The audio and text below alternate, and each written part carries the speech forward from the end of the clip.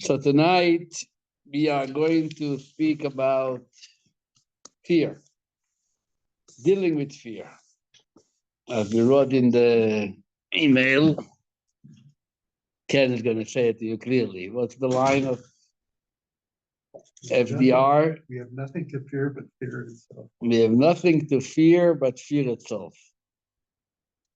That's the biggest thing you be afraid of, is of it being afraid. Let's start first with the Parsha. Then we slowly, hopefully, going to go through something. The name of the Parsha is Parsha's Vayishlach. Yaakov was told by God last week in Vayetze, after living 22 years in Haran, it's time to go home.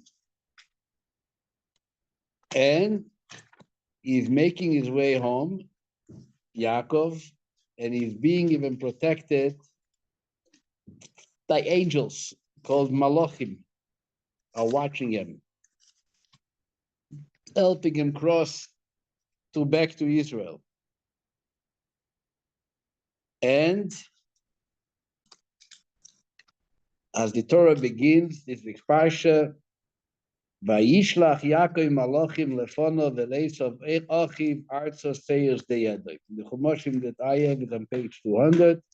Yaakov sends angels, Malachim, ahead of him to his brother, the brother that he ran away from 22 years earlier, Esav, who lives in the land of Edom. So he's sending a delegation to his brother. And he instructs them by saying, you should please tell the following to my master. He calls him Esav. And he says, I was by Lavan, and I am Baruch Hashem, I made it, I have been living with Lavan, and thank God, I have been, after being delayed for a while, I ended up having shor, chamor, tzoin, evet, shivcha, flax, donkeys, servants, maids, Baruch Hashem. And why is he sending the message? He wants to tell his master to let you know that I'm coming to find favor in your eyes. Basically, I am seeking peace with you. What exactly did Yaakov, the angels told them? Did they met? What was their response? Is not recorded. The only thing which we do know is the next verse. Vayoshuva malachim el Yaakov. And verse 7, the angels returned to Jacob, Lamar saying, Banu Elochicha el Esav. We came to your brother, Esav, as Rashi said, but he's still Esav. He's behaving like the wicked Esav. Not only that,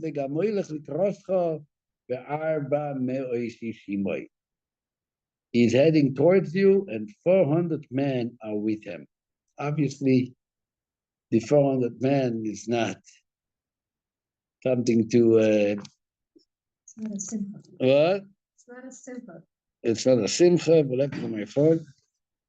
Oh, it is working. You understand that it's not so pashut. Not sure what's going on. Just give me a second. The meeting is being recorded. Okay, no, what else do you want? I don't know. Let's go background. Okay, whatever it is. It's not a simcha, exactly. And Yaakov, now the Torah gives us, first of all, what he felt about it. And number two, what he did about it. First of all, what did he feel about this message? But the Torah tells us 4 words. Verse 8. Vayiro Yaakov me'oid. Vayetz Eloi. Yaakov was very worried, and it pained him. The word yira usually translate as fear, yira.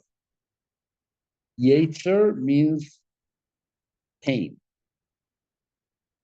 pain them. The double repetition of fear and pain is actually being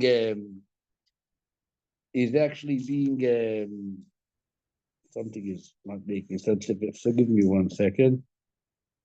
Okay, is actually explained by the different commentaries. We're going to come to it later, but really is afraid. By yira, yira means in Hebrew fear, dread, meeting his brothers.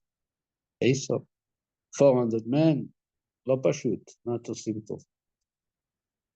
All the commentators, almost every single classic commentator on this 4 words, Vayira, is asking the same question. What is the question? Anybody, what simple question would you ask? What's he afraid of? Why is he afraid? Wasn't his brother gonna, But wasn't his brother gonna kill him before he left? I So understand there's that. fear. I understand that. But first of all, he has angels are watching him, clearly.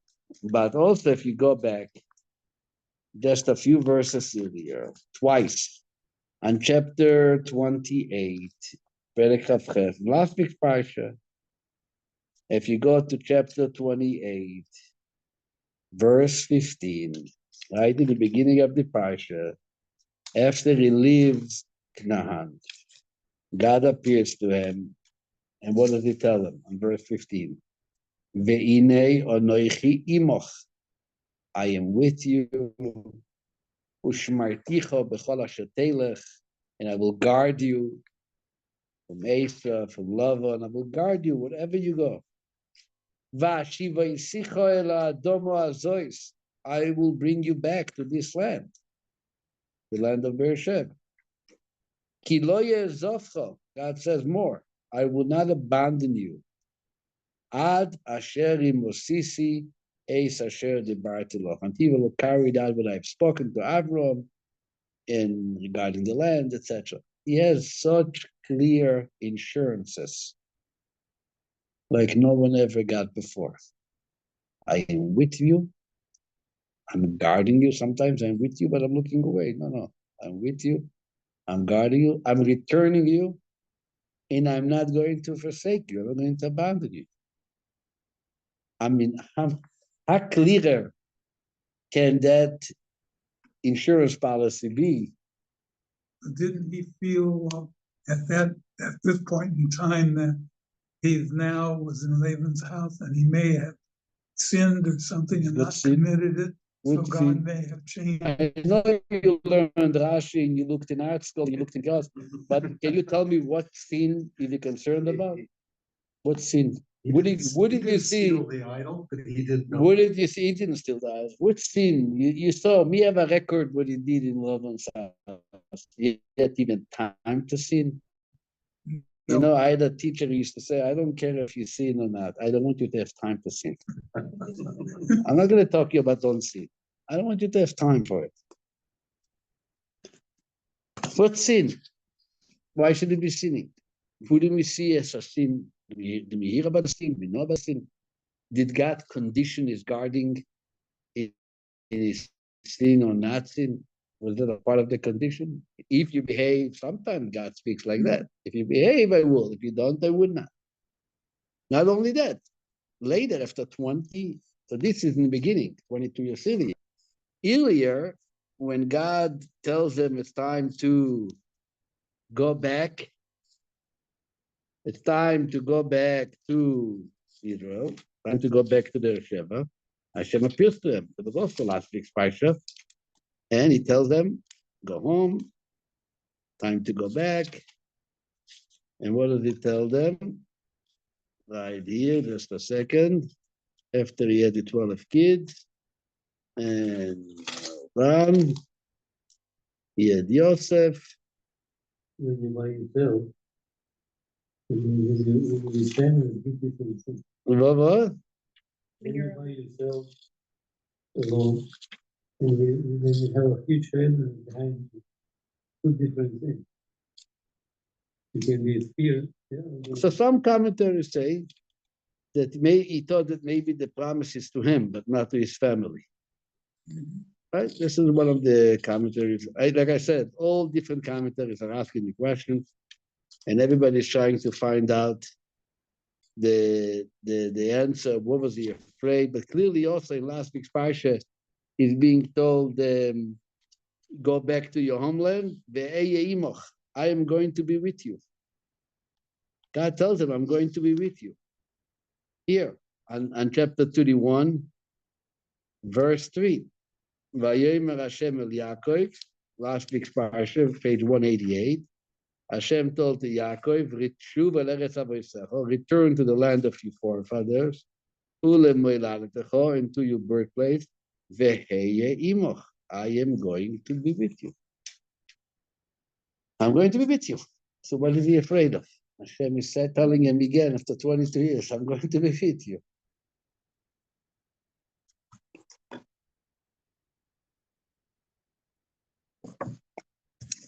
The Gemara in Brachas, in the beginning of Brachas on page 4, asks this question, but the Gemara doesn't explain the answer that we had before. The Gemara says like this, that a person should always be concerned that to be afraid that we can be giving insurances, but it can end up to sin, and that sin will cause them to lose the reward that he earned. Like Rashi actually says later, when Yaakov prayed and he says, Katonti, I became small, all the kindness. So Rashi says, why is he becoming small? So Rashi says, because he feels that I was promised a lot and I was guarded, but I know that I might, something might have get wrong, and then I will lose it. The Gemara says clearly that question. Rabbi Yaakov Bar Idi, one of the Talmudic sages, pointed out a contradiction on the one hand that says that God promised Jacob, Ve'inei onoichi imoch ushmarticho b'chol asher telech. Behold, I am with you and I will guard you wherever you go. And then it says later, Vayiro Yaakov me'oid, Yaakov became very frightened. So how do you resolve it? Says the Gemara, that Yaakov was frightened despite God's promise to protect him, because he said, I am afraid lest I sin cause me to lose this protection. Okay? Something went wrong and I lost this protection.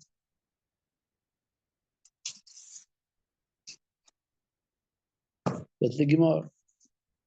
What sin? The Gemara doesn't tell us what sin. We don't know, we didn't read. Matter of fact, the Gemara tells us more. The Gemara brings an interesting proof that that's how it works. The Gemara says that there were 2 times that the people came in a massive immigration to Israel. One is led by Yeshua ben Nun, and they came into the land. And the second one is led by Ezra, the scribe, and they came from Bavel. So the Gemara brings there are certain verses which indicate that the Jewish people really deserved the same miracle that was performed from them at the time when they entered by Yeshua ben Nun should also be performed to them when they entered by the times of Ezra, when they came back from Bavel. And the reason that the Ezra Aliyah was not so exciting, it wasn't miraculous. Matter of fact, they continued living under the Persian government. They only got up there because they got permission kind of from the UN, gave them kind of a license to go. But they were for generations under the control of Kodesh and Daryavish and Achashverosh and all the Chevra. Is because, says the Gemara, Shegora Machet. It's because they lost the reward due to the sin. They came back to Israel from Babylonia, and they weren't so as they say. They weren't behaving. And therefore, they lost this privilege, even though they were promised. And there is such a concept that you can lose a privilege. It doesn't always stay with you. This is what the Gemara says. And the same thing happened to Yaakov. Yaakov, that's what the Gemara says, Yaakov. He's afraid. He looked at himself and he said, who knows? Who knows? Goram Achet, maybe something went wrong. Which sin? We don't know. Some commentaries say that the sin was the fact that he stayed 22 years away from his father. He didn't give himself a chance to honor his father, which Esau did, even though it wasn't completely his fault. But as we see even later, it was counted for him as a serious error by not being with his father for 22 years, that he had to be separated from Yosef, also 22 years. So sages tell us that that was a part of the consequences. There was a punishment for him. You kept from your father away 22 years, so you're going to suffer being separated from your son for 22 years. So they were, measure for measure. It was a serious situation of not being able to honor his father the way he should have. And that could be, according to some commentaries, that's the sin he was concerned. You know, he looked at Esau. Esau had a certain credit, even though he was an Esau and he behaved like an Esau, but he had the privilege. He had the fortune of honoring his parents, which Yaakov did not have. That's what some say. But basically, according to that Gemara, it seems that we are actually, welcome. We are actually make yourself comfortable. Chairs.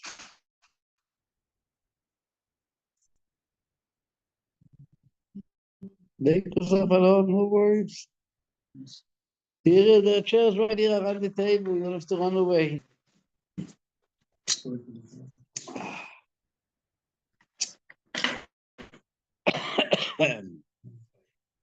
According to this Talmudic statement, it seems that we are justifying Yaakov's fear, actually praising Yaakov's fear. He had a good reason to be afraid of. You know, when you're afraid of sin, it's okay. It's okay. That's okay. And there are other midrashim. Actually, in the Midrash, you find numerous midrashim which do talk about Yaakov, so-called in the positive aspect of being afraid. That he was worried. He was worried. It says that not only Yaakov, Moses was also worried. Moses was also worried. God had to tell him, don't worry. You know, he didn't want to go take the Jews out of Egypt. He wanted Aaron to do it. He wasn't so comfortable. He was worried. And generations later, the Jewish people learned from the fear of their predecessors not to rely on just promises. They were returning to God in times of desperation. The famous story of Purim. No one said, God is going to watch the Jewish people. They are meant to be staying forever. They are protected forever. They're going to be okay. No, they created 3 days of prayer and fast, and they work the channels. They work their way to see that they should marry to receive the blessing. So sometimes it's okay to be afraid. Yeah, become complacent if you don't. Yeah. But other commentaries look at it differently. Some say that the whole deal that you find later in the Parsha, the angel was hitting him on his thigh, was a punishment for the fact that Yaakov was afraid. He shouldn't have been expressing fear. It's not for him. I want to share with you an interesting Talmudic story, okay?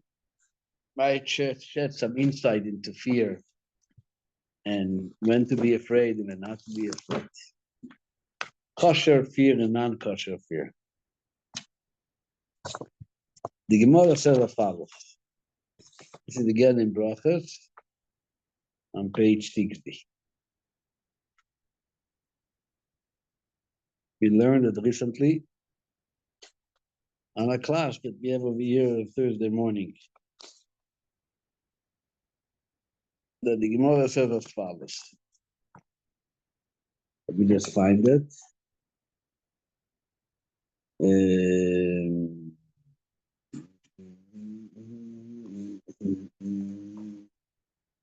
Just give me a second. Oh.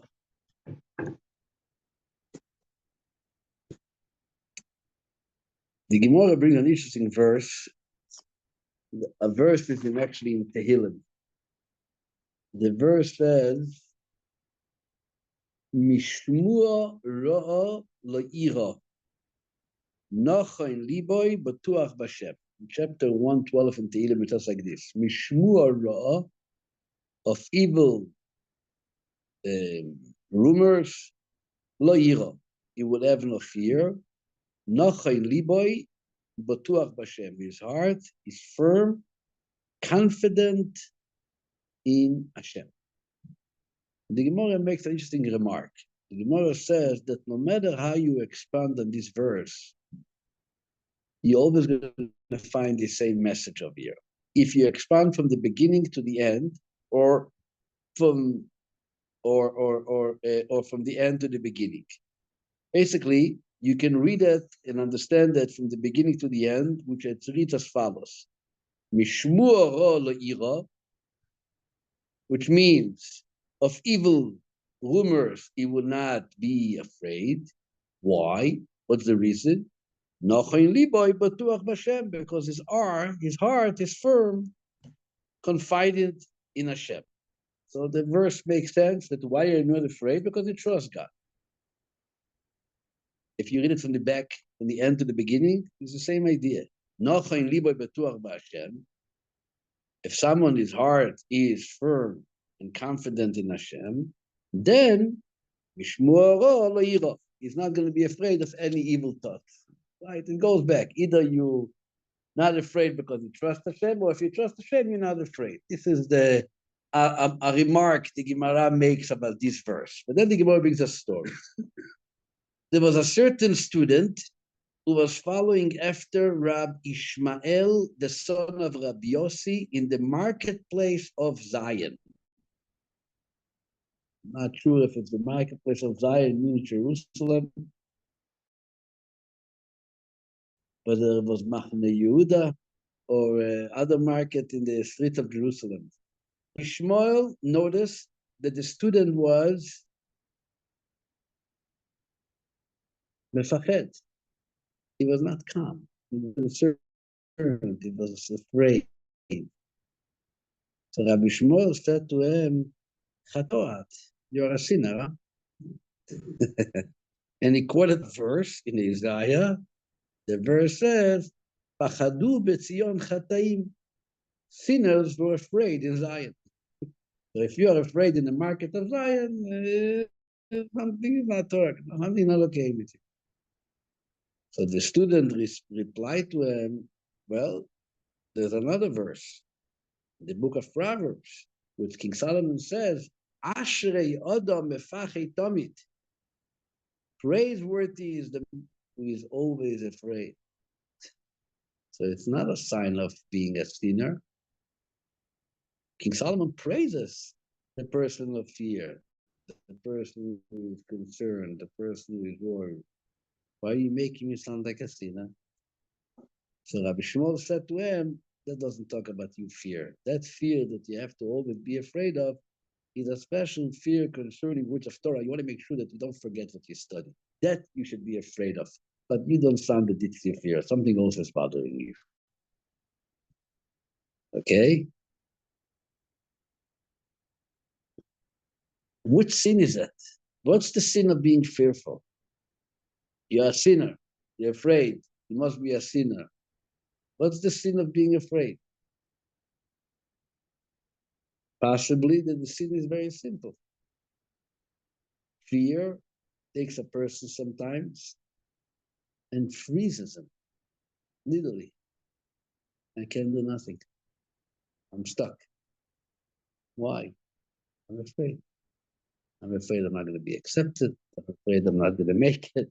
I'm afraid I'm not going to accomplish it. And what do? Get stuck. You're not doing anything. And fear, which leads to stallness, to stopping your life, that obviously is a sin. What's the sin? The sin is that you are stopping to be alive. You're not doing what you are meant to do. You're not being productive. What's the kosher fear? The kosher fear is that you are afraid and you say, you know what? I'm going to have to deal with that. Let me take action. What does Yaakov do? What does Yaakov do when he's afraid? Oh, first he's afraid. That's a natural fear. I'm afraid. But then what does he go ahead to? Immediately following his fear, he splits the camp into two, and he makes one group and a second group, and then he sends a lavish gift, and then he initiates a very special prayer. He's very much involved in in in in acting. Acting, I mean, in activity, in practical doings, wanting to make sure that I'm not getting attacked. I'm not getting myself lost in Vayishlach. So perhaps when it says Yaakov was afraid, and it says in the Talmud, Misoilia, what was he afraid? That perhaps the sin is going to cause to lose the reward and the promise. We were wondering what sin was it referring to. We perhaps have a new insight to it. The sin he was concerned with is the sin, this very sin of being afraid and holding him back from doing it, getting stuck and frozen in his fear. And that's what Ken said before, that FDR said, what did he say? They don't, we have nothing to fear rather than fear itself. What? Every good line goes on Churchill. I told them before. They're gonna tell you, they're gonna say it's Churchill, but this time it's not Churchill. I saw it in Wikipedia under an inauguration speech of FDR in the 1930s. So Wikipedia is always right. Yeah.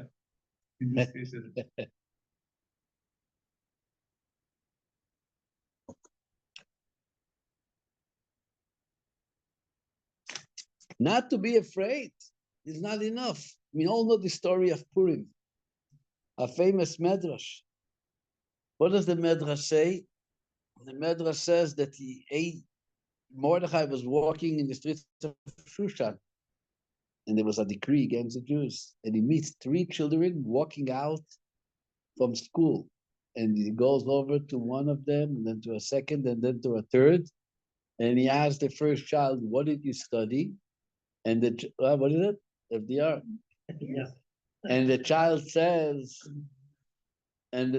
says, I learned in school today a verse in the book of Proverbs. We say that verse every day, 3 times a day after our prayers. It's our custom to say it. What's the verse? After Aleinu. Al tira mipachat pisoim. Don't be afraid from a sudden fear, from a sudden dread.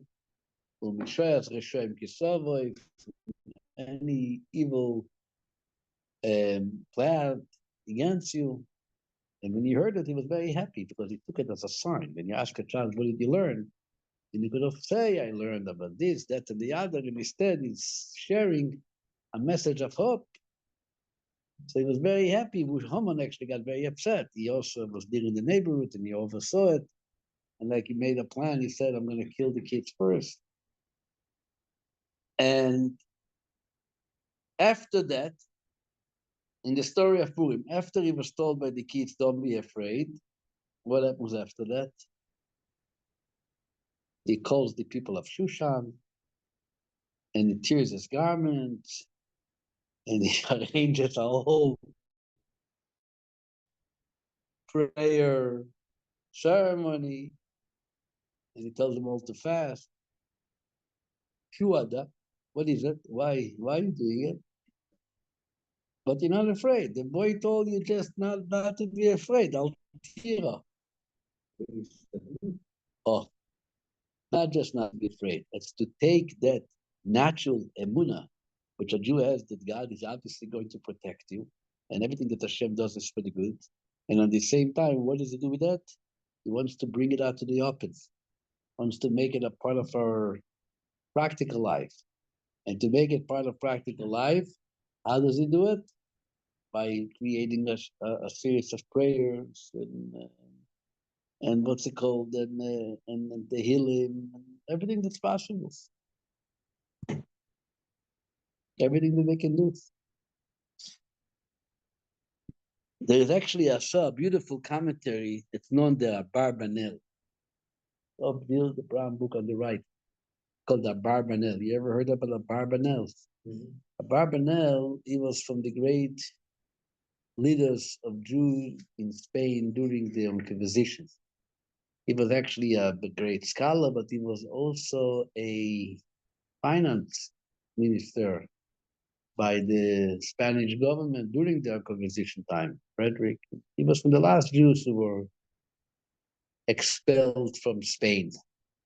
What an amazing commentary. It's very long, so sometimes you have to be prepared to go through everything. He starts like he lists first about 15, 20 questions, and then he goes to the introduction, and then finally comes to an answer. It's not easy read material as our customers today. AI, whatever that's called. I took a look on the Barbanel. The Barbanel, and I recorded it here. The Barbanel says very nicely exactly what we just said, but he says it in very beautiful words. He says like this. A person who is not afraid doesn't mean that you are strong. It doesn't mean that you have trust in Hashem. Not afraid can be because you don't realize the reality. Yaakov, he had a just reason why to be afraid. And nevertheless, he trusted God and he went facing Esau. His fear symbolized his strength. He says you can have people that they're ready to go to war and they don't care dying. They don't appreciate life. That's not a strong soldier, the strong warrior. There are people who give away their money because they don't care for money. That doesn't mean they're kind. The person who is afraid and is concerned and still they decide, I understand the value of this battle and therefore I'm going even though I might lose my life, he is called Gibor. He is called strong. He says, Yaakov, if Yaakov wouldn't trust Hashem, he would look for ways to escape. He wouldn't stay on the field, like it says, he stayed in the camp on the field. He would somehow contact Yitzchak, tell him, maybe you talk to your son. He wasn't afraid because he did trust Hashem. And that encouraged them to take action and to go and to fight Esau. He is the real giver. He is the real mighty person. So in other words, the one thing that we understand over here is there is fear, which isolates you, which locks you, which keeps you away from everything because we're afraid. That's not the fear we're talking about. By Yiro Yaakov, he was afraid. It's a natural feel of fear. And with his trust in God, he went and he took action. He took major action. Actually, Nachmanides writes a famous introduction to this Parsha. He says that every time when you got to meet he speaks about government officials or people which are clouding something against the Jewish people. He says, make sure you read the Parshas of Yaakov and Esav and imitate them, he says. Take action, a lavish gift, prayer, and get ready to attack if needed. This is the story of the Parsha.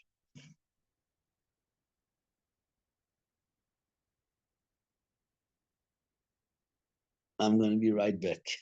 Okay? I am taking Information. an intermission.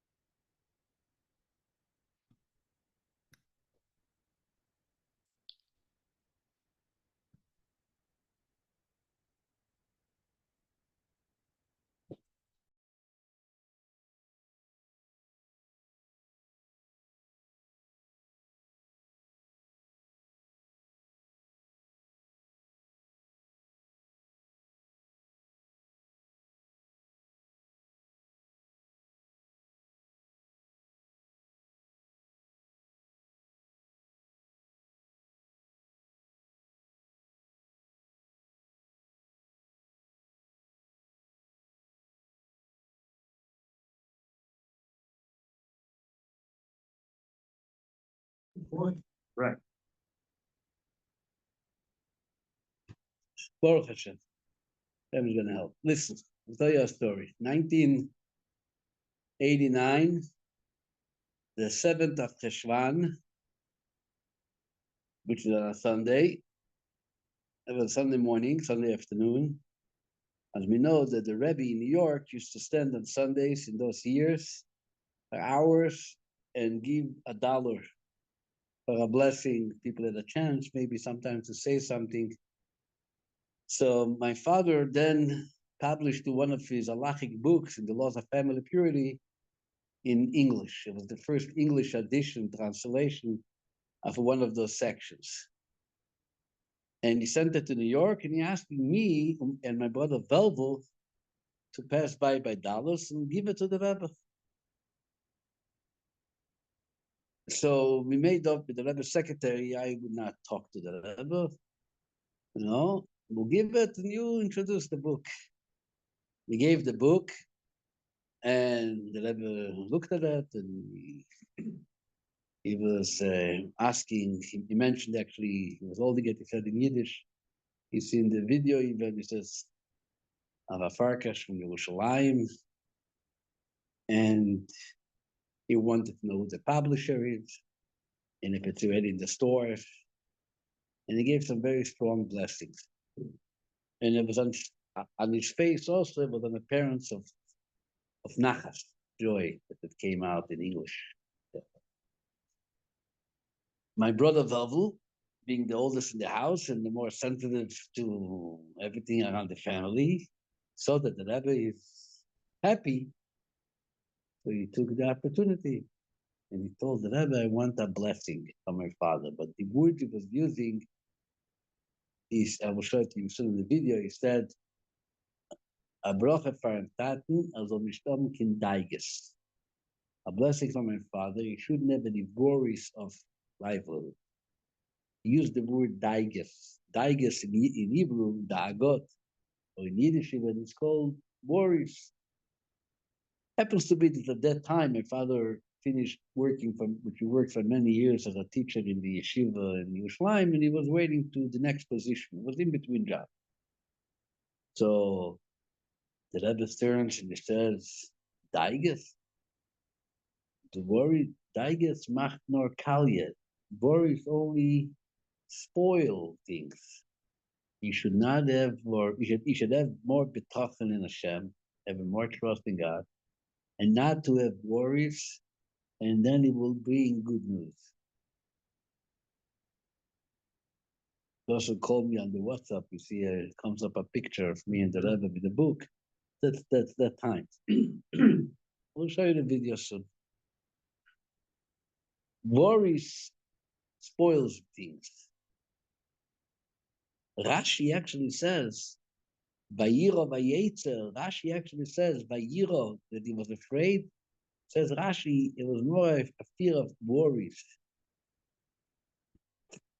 Rashi says, usually fear means worries. What is worries? Worries is the idea that you can start considering all kinds of apathetic, theoretical situations which might occur in the near future or in the later future, which might impact you and affect you, and that paralyzes you. That, imagination, obviously. But I mean, people have it, so what do you do? So I will tell you, I read a book by Rabbi J.B. Soloveitchik. You heard Rabbi J.B. Soloveitchik, famous Soloveitchik family. There was a family of great rabbis and scholarship in Belarusia, Poland, known as the sages of the city of Brisk. There was Chaim, Belbu, and here in America came Rabbi J.B. He was the head of the Yeshiva University in Manhattan. They call him Rabbi J.B. His name is Rabbi Yosef Ber. Zayda, the original, was also Rabbi Yosef Ber. He was one of the greatest scholars probably in our generation. He actually studied with the Rebbe. They were very close. They studied together in Berlin. Tunis in university. And he came to the Rebbe's Fabregan, was the video. The Rebbe stood up for him, gave him kavod. So he has a book, one of his original books is called on Tshuva, on Repentance, a very good book on Rosh Hashanah, Yom Kippur. So he describes there an argument he had with a psychiatrist. The psychiatrist said that there's a part in the high holidays prayers that we have to get rid of. What is that? In the Amida of Rosh Hashanah, Yom Kippur, we start by saying, Ubechein tein pachdecho Hashem Elokeinu al kol maasecho.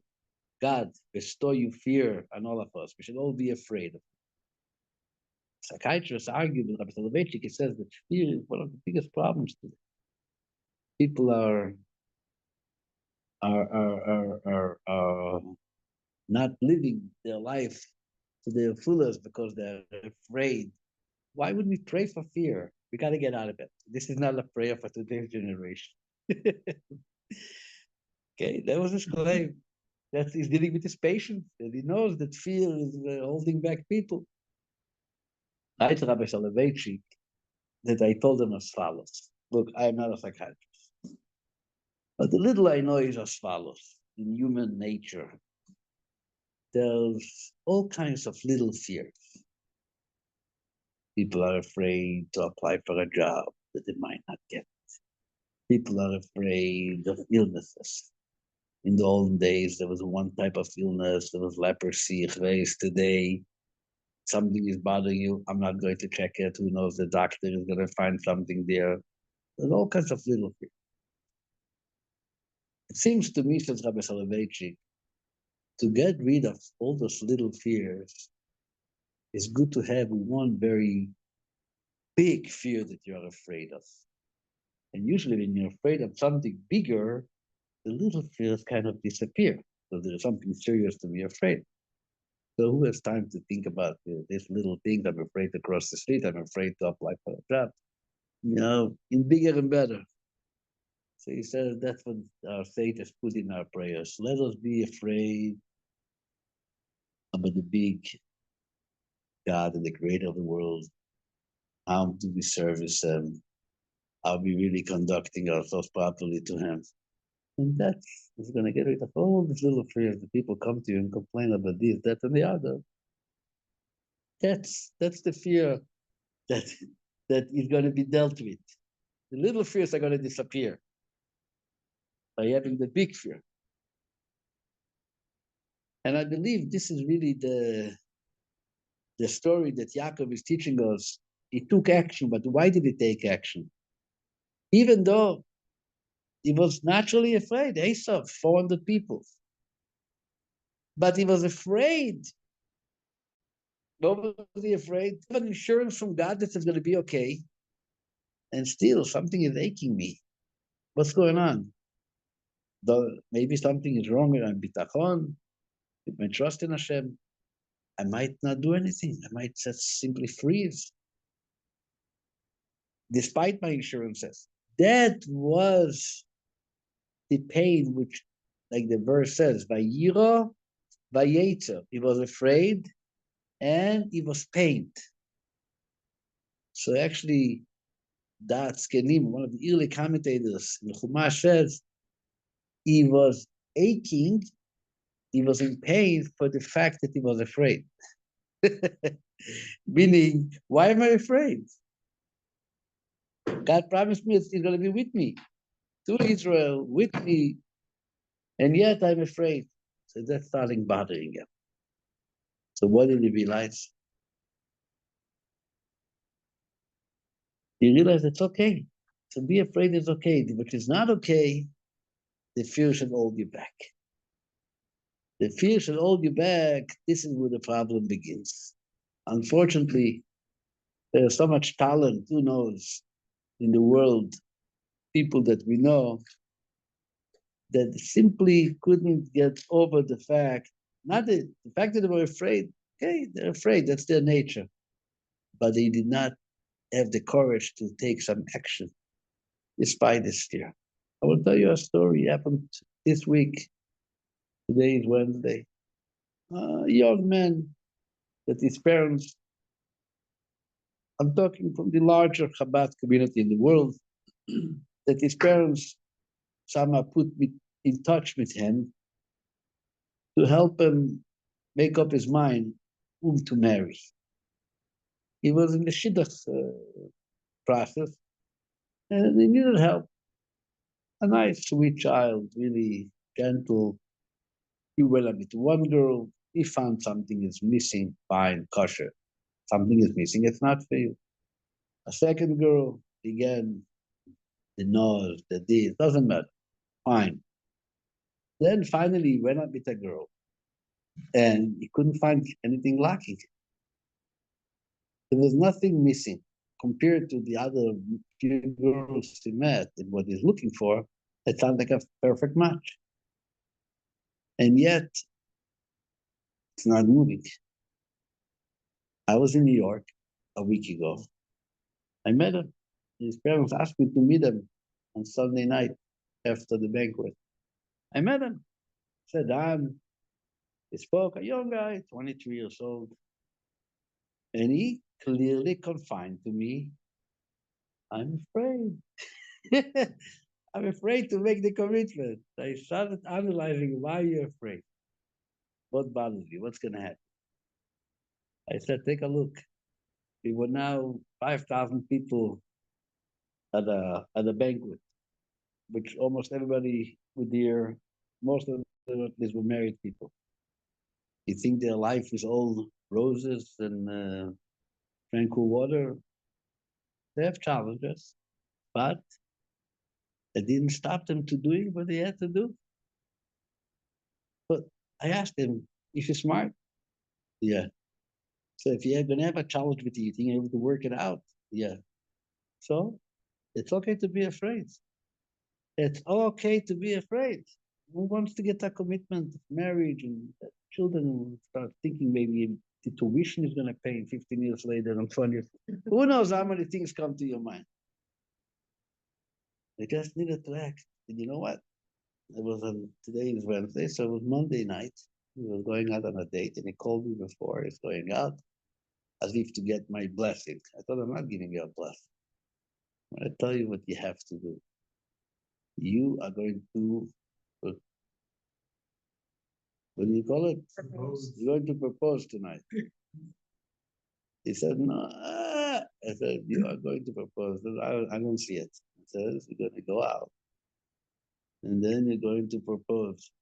And he called me 2 o'clock in the morning by him. By me, it was 11. I proposed. I said, what happened? How did you do it? She said, no. Actually, funny. I asked him what she said. She said, if you're not proposing, I'm proposing you to you. I was getting ready, she told them. If you're not proposing tonight, then I'm going to make you propose. It's interesting. But anyway, he told me he went to the bathroom and he walked out and he said, I can do it. I can do it. I was looking in the mirror, I looked at myself, and I said, you can do it! And I went out and I proposed, and that's it. And now, and he knew, and I knew, based on knowing him a little, the girl dating, once you're going to propose, you're going to remember what bothered you before. But this is what we have to keep on telling ourselves and telling the people around us to learn from the story of the Torah, from Yaakov. There is a sin in fearing. The Gemara says there's a sin. He called them sinner when he saw the guy in the market of Zion. What was the sin? The sin is that he was afraid and he did not take action. He did not go. This is the sin. And in order to overcome it, there's something bigger to be afraid of. Think about what's your purpose in life and what's your mission in life, and be concerned with that, and all the other little concerns might disappear kind. And that's what the Rebbe told my brother Velvel. Daiges spoils things. Why does Daiges spoil? Daiges spoils because when you worry, you stop doing things. You have more trust to stop worrying, It's going to be good news. I'm going to show you the video now. Here, let me show you the video. You behaved so nicely, everybody. Let me show you the video. Here, hello. How do I leave you?